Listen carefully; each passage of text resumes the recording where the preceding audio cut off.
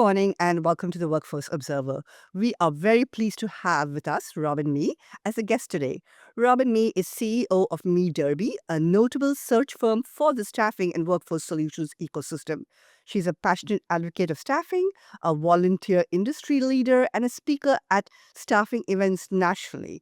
Robin is also on the board of directors of the American Staffing Association, and I have known her for a long time. I am delighted to welcome her on the show. Welcome, Robin. Thank you, Subadhra. I feel like I'm just sitting here talking to my dear friend today. We have known each other for many years. Yeah, it has been great. Well, I would like to start by saying I really admire all the stuff that you are doing for the industry. Thank you for doing that. Given what you know, how would you describe the current state of recruiting for jobs within the industry? What is that looking like? Sure. Interesting, dynamic, busy. It is such we've had 2 years. And now we're into our third. We had hoped that this would not be the case, but we're into a third year of, a lot of change. And Yeah. change brings opportunity. It also brings disruption. There is a demand for staffing companies to hire, specifically around sales and sales leadership. We spent, many years, 5+ years pre-COVID in a very recruiting and talent acquisition centric market. Every company just needed to hire internally to drive recruiting and delivery. And they kind of took their eye Right. off the ball around sales. And then COVID hit, Ah, and that created its own dynamic. And here we are post-COVID, where companies are in, high need of sales strategy, sales leadership, and in some cases, a whole new go-to-market strategy.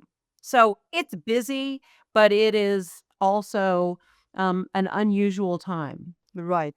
And so they're looking for sales leaders to lead their sales efforts, staffing efforts, how they go to market. What is this? I mean, I heard you talk about it, but I just like you to talk a little bit more. What is this turnover crisis that you have referred to? Are you referring to the crisis within the industry, I'm Yeah. assuming? Yeah. So I just presented at Exec Forum and did kind of a deep dive on some statistics around turnover. And Clearly Rated and SIA both do some really important work, survey work in this area, but Clearly Rated looked at 5,000 companies in 2023, the same companies in 2024. And there were alarming, disturbing, sobering, and surprising levels of turnover just in those 2 years. Last year, 47% of all recruiters turned over. 47%, Subhadra. That means your primary person that all of your talent is interviewing with is gone. And 43% of all salespeople. Those are the people that all of your clients are interfacing with. And same numbers for branch managers. And then even at director level and executive level, 20% of all executives turned over last year. These are numbers that surprised me, and I am deeply embedded in this business. Why, Subhadra? Okay, we Yeah. know there. Okay, and these are turnover statistics for people who left voluntarily and involuntarily. And Oh, we wow. know that I mean, anecdotally, there were more layoffs in the staffing industry in the last 18 months than I've ever seen, particularly in 2024.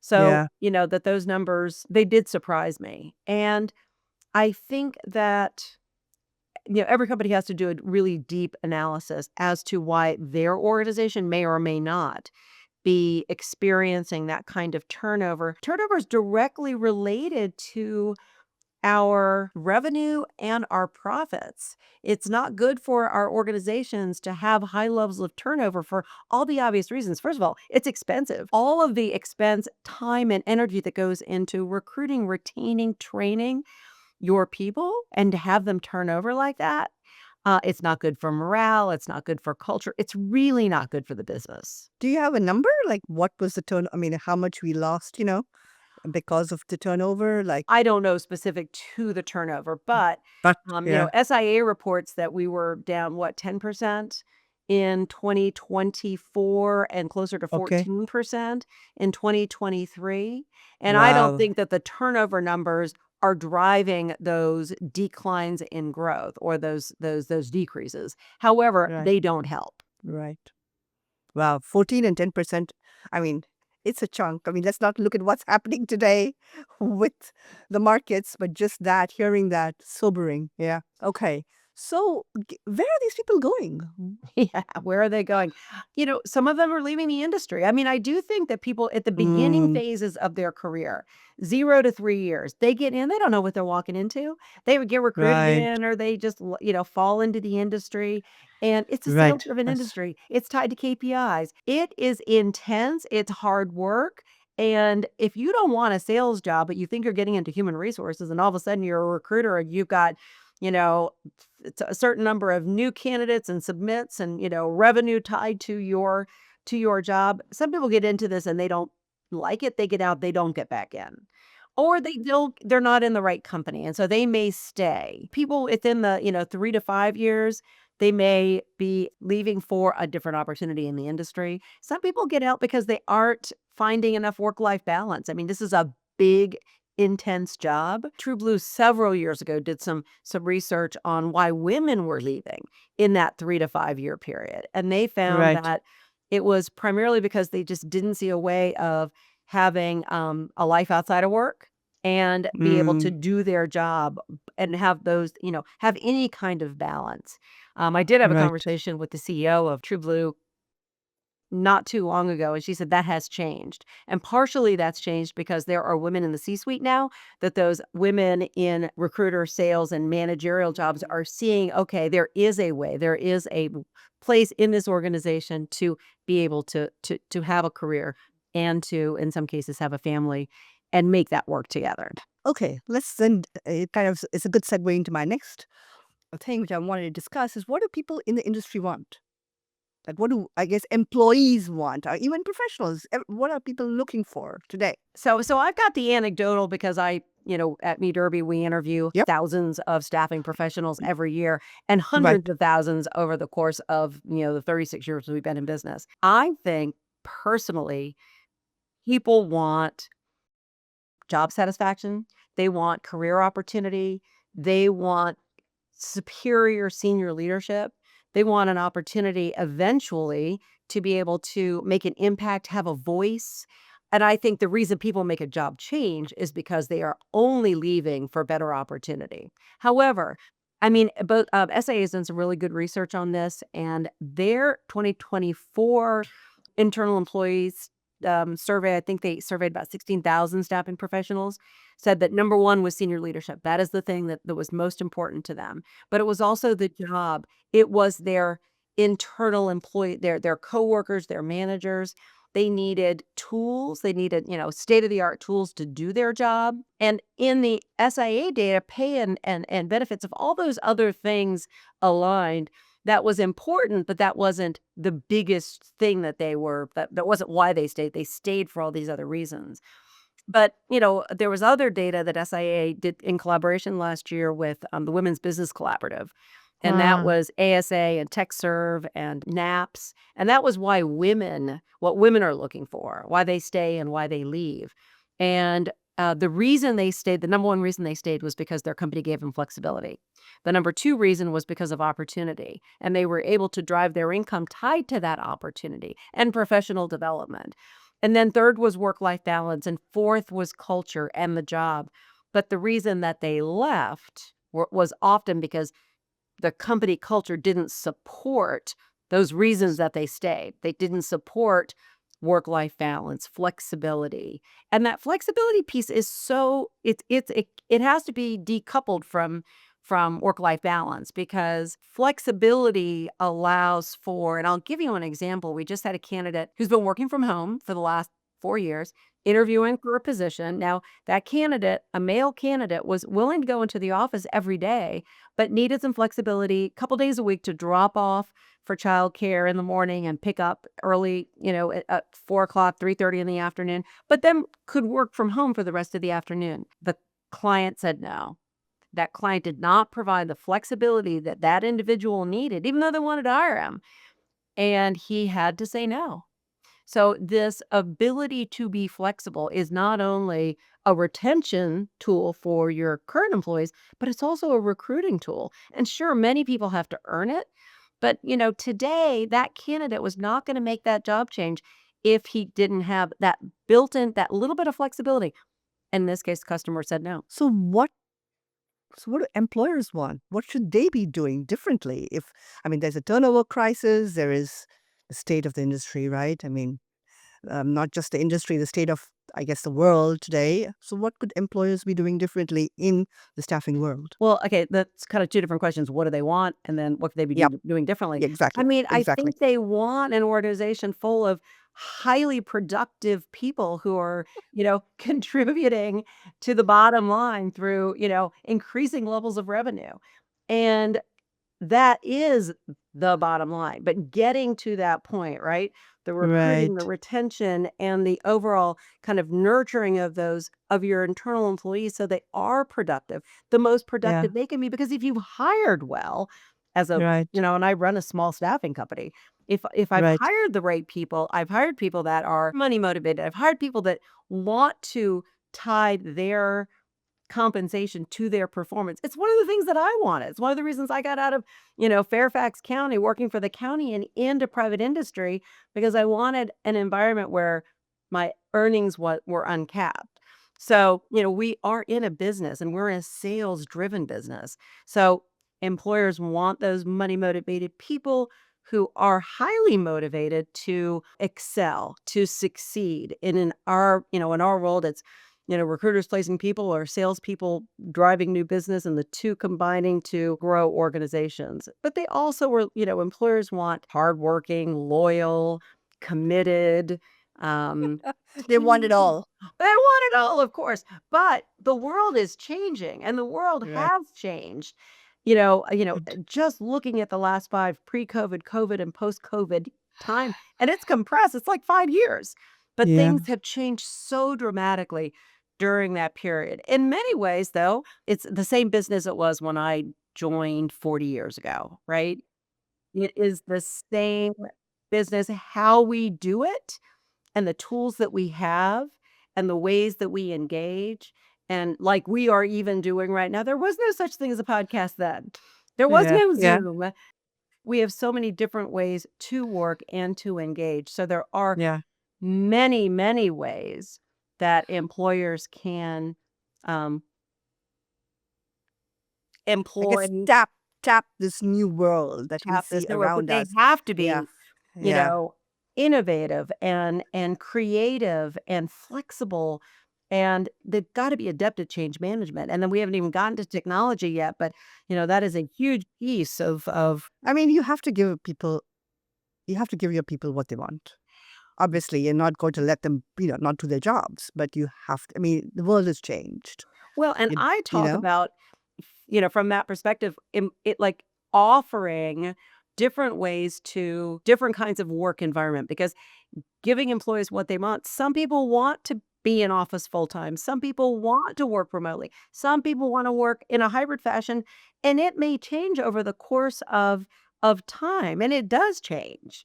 You're right. It Um, does. It does. but You're very right. but dictating one or the other. I mean, I do run a fully remote organization, so I need to hire people who know that they are looking for a remote work environment. And when we did this 15 years ago, nobody had worked in a remote environment. So the whole thing has evolved over time. But working really hard to make good decisions, hiring decisions up front, and Yep. then giving all of the right tools and creating the right cultures so people can thrive. And I'm talking about thriving for the long term. Right. Subhadra, I want people, I mean, I talk about having employees for life. And things change over, again, the course of a lifetime. And so employers need to be adaptive so that they can retain these employees or our employees for, as long as possible, and creating opportunities for them internally so that they can. And guess what? I think that we're in a fairly flat I mean, there aren't that many jobs inside of a staffing company. If you look at the turnover statistics, sales, recruiter, branch manager, area, VP, executive. Sure, there's some variation inside of all those things, but being able to create opportunities inside of those positions so that people do have they are constantly evolving, and we're supporting their constant evolution as we are constantly evolving, I hope. So that brings me back, we've touched very briefly on tools. the AI revolution? I mean, what should the industry's approach be? What are you seeing? I mean, again, two-parter because it's very everyone's got things are going on, and I mean there is AI. Mean, things are really happening, and at the same time there's an industry which is a part of it because obviously it's going to affect the recruiter, it's going to affect how you do your job, but it's not just the recruiter. It's a different approach. So what do you see happening? And I don't want to get into in depth too much because I know we are, but and what should the approach be? So I wear 2 hats, right? I run a small search firm. So and all of my clients are staffing companies and in the workforce solutions ecosystem. So we actually even have clients that are AI vendors to the industry. As a small business owner, I recognize that we have to have the best technology that we can afford and that is possible for our organization to be able to be competitive, to stay Right. relevant, and to be able to provide the right tools to my team to be as successful as they can possibly be. On the other hand, it's kind of like, when applicant tracking systems first came into the market, when job boards first came into the market, there are so many options. And as a small business owner, I need to make the very best decision for my company, which means myself and a few other people in the organization need to spend an extraordinary amount of time focused on researching, demoing, referencing, and figuring out what the best tools are for us now. I feel very fortunate, Subhadra. We were one of the first 10 Bullhorn customers. So that was a great decision in 2002. And they have been a fabulous partner. Going forward right now, we are looking at so many AI tools, including, all of the AI tools that Bullhorn is now embedding into the platform.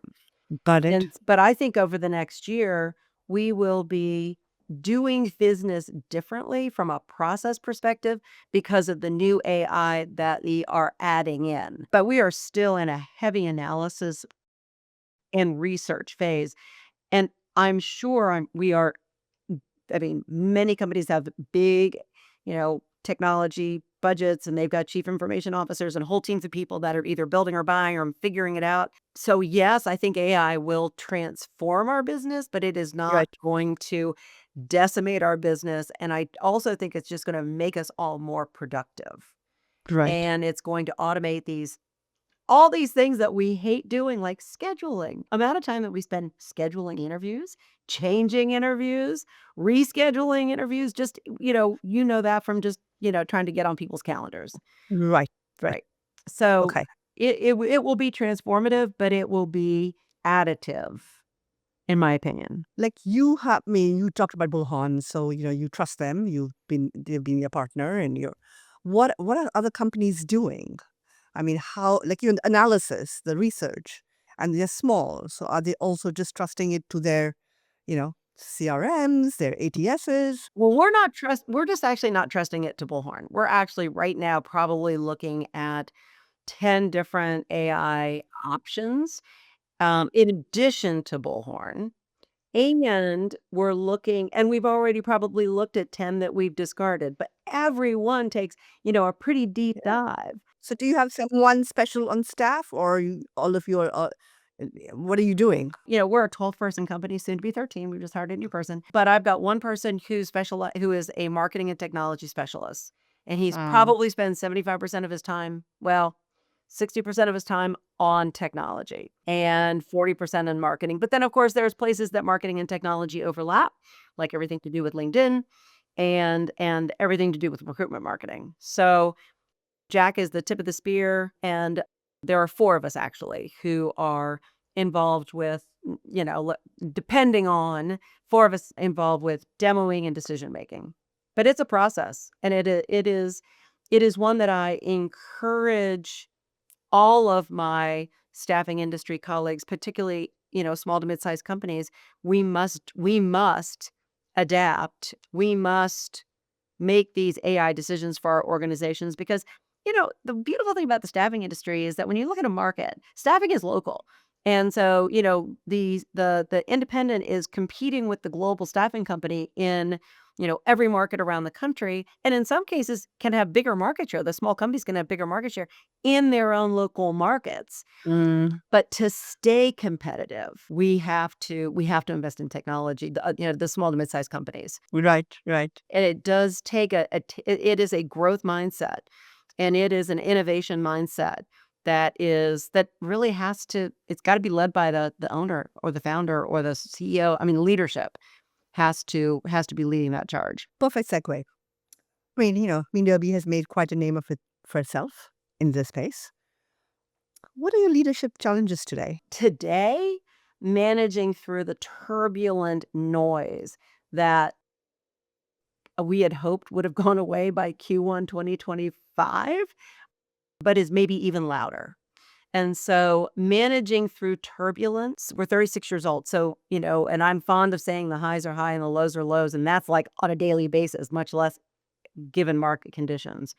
We have not seen any negative impact from the current state of change, but it is going to take, a Herculean effort to stay the course and continue our mission of elevating people in their careers and helping companies identify the very best talent for growth. So, managing through turbulent times and reminders of what's really important. We have a 13-person staff now, and we have 2 staff meetings a week, and different people, everybody runs the meeting, and we ask a question at the beginning of the meeting. And so today was, and we've had this once before, but what's your why? Like reconnecting with our why, Um, because being reminded of that why when things do get tough. yep. So anyway, managing through turbulent times, leadership number one. But the team, Subhadra, everything is about the team at MeeDerby. And I make every decision through the lens of what is best for this team. That's your strategy then. That's your leadership strategy. That really is my leadership strategy. Okay. So how does it work for them? And what does it do? Of course, you have to think about the bottom line, but you think about the bottom line, keeping them. I mean, that's great. I mean, that's what you think companies should be doing. Well, and community, back to that research I recently did, I looked at this Randstad Workforce Monitor 2025 report, and the number one thing that people are looking for at work in their work environment is community. 83% of people said they wanted community at work. And that is attainable in a remote world. It is alive and well here at MeeDerby. We are 100% remote, and we all see each other once a year at a, several day retreat. But we are constantly partnering. We are constantly together. We are constantly working in as a team in a way that is, just a remarkable and wonderful thing. What lies ahead for the industry? What is it going to take for leaders to move forward and take people with them? Well, the crystal ball, a little fuzzy. I mean, it's Yeah, AI, it's yeah, technology. I mean, yeah. that is the number one thing that, but we're a people business. We put people to work. We put people to work one job at a time, and that hasn't changed from the day that, the pioneers like Kelly Girl was started. Kelly girl. Yeah. Yeah, and others. We put people to work. And so, new tools, new technology, new ways, but that is our core. And I think generationally, there are shifts. And there are shifts, for example, as my husband would tell you, because I've now been working from home for so long and he's heard me all these years, I am constantly on the phone. But we connect just as much in all the alternative ways that, we all connect with each other these days. We text, Right. you and I text, we email, you and I email. Right. We probably do those things more than we talk. And it's just going to continue to evolve. So we've got to stay close to the market. We have to stay close to and on top of these changes because there are very few things more important than work and putting Yeah. people to work. We support not just people, but families and communities. But how we are going to go about that has changed and will continue to change. And we have to not only be part of that change, but in many ways, we as leaders have to really lead that change to stay relevant in the world of work. Right. You help thousands of professionals, right? From the time your company is 36 years old, like you said, and it's been a while. Any Thousands. success story that stands out that you would like to share? You don't have to mention the name. There are so many, Subhadra. I had a call, I don't know, a couple years ago from a guy that we placed in a sales leader role. I mean, like a senior sales role.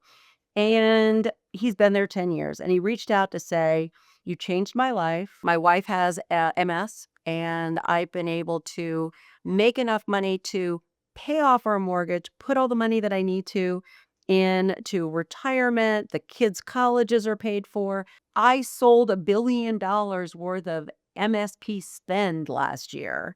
And that, I mean, $1 billion MSP spend, that's huge. And I can understand why that was so significant for him in being able to care for his family.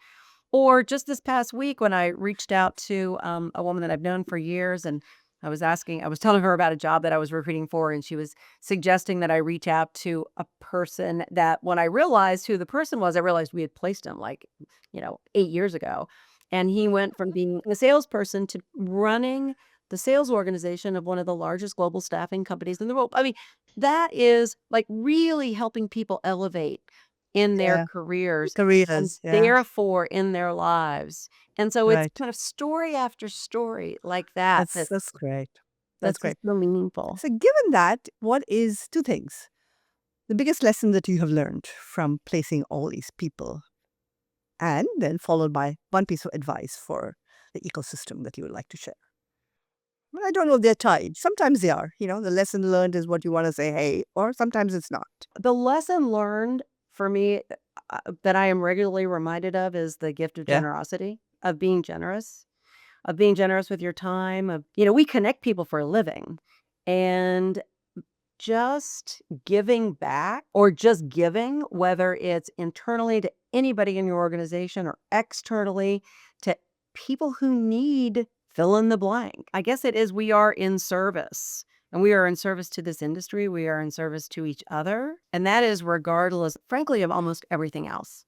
It is not about money. Yes, I know I said earlier we need to hire people that are money motivated. Yes, we do. We're in a sales driven industry. But it is that it's not just a spirit of generosity, it is being generous. That is kind of my is kind of what resonates with me so much. And then the biggest recommendation or Sure. suggestion, Takeaway. Yeah. well, Suggestion. Yeah. honestly, it's to be a member of the American Staffing Association. ASA is the largest trade association for the staffing industry. They represent us politically. No matter what your political affiliation, they represent our industry. They're the only representation that we have. I mean, TechServe represents the technology and engineering as ASA does to the industry at large. But when I started MeeDerby, I knew I was by myself. I was just me. And I had to be part of something larger than just me. And I knew Right. immediately that was ASA. And so becoming a member of my trade association was eminently important, getting involved. And it has been the singular most, other than starting MeeDerby and just generally the work that we do, been the most important thing that I have done in my career. Talk about, being of service. I have volunteered, feel like I've touched so many things inside of that organization and in support of that organization. And today I'm on the board. And so I have a whole nother kind of bird's eye view. But it is the one thing that we all need to do because we are stronger together than we ever are alone. And we need to be together. And I think, the power of the network and the power of professional development and the ongoing opportunity in those areas, but beyond. And while staffing industry analyst is critical and tech service critical, and there's, lots of places to be involved, the number one place for me is ASA. Oh, thank you, Robin. Me so enjoyed our conversation. That went by so fast. Thank you. Thank you, Thank Subhadra. you for your time.